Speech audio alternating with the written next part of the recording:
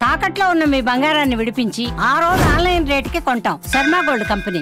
జమ్మూ కాశ్మీర్ ఉగ్రదాడి తర్వాత భారత్ లో ఉన్న పాకిస్తానీ పౌరులు దేశం వదిలి వెళ్లాలంటూ ఇప్పటికే కేంద్ర ప్రభుత్వం హెచ్చరికలు జారీ చేసింది.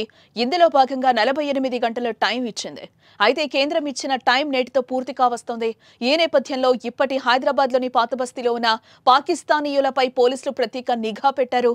హైదరాబాద్ లో ఉన్న పాక్ ప్రజలు వెళ్లిపోవాలని ఆదేశాలు జారీ చేసింది. అయితే ఇవాళే చివరి తేదీ కావడంతో ఇప్పటి వరకు ఎంతమంది వెళ్లారు అనే దానిపై పోలీసులు విచారణ చేస్తున్నారు.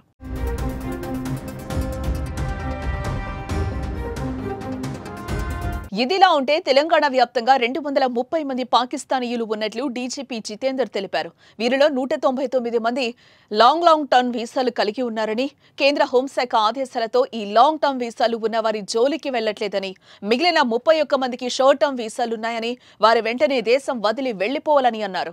లీవ్ ఇండియా పేరుతో ఇప్పటికే కొంతమందికి నోటీసులు ఇచ్చాము. హెల్త్ బేస్ మీద వీసాలు తీసుకున్న వారికి ఈ నెల 29 వరకు టైం ఉందన్నారు. మిగిలిన వారు ఇవాళ వెళ్లిపోవాల్సి ఉంది. ఇదిలా ఉంటే షార్ట్ టర్మ్ వీసాలు ఉండి తిరిగి వెళ్లిపోని పాకిస్తానీయులపై చట్టపరమైన చర్యలు తీసుకుంటామని ఇప్పటికే డీజీపీ హెచ్చరించారు.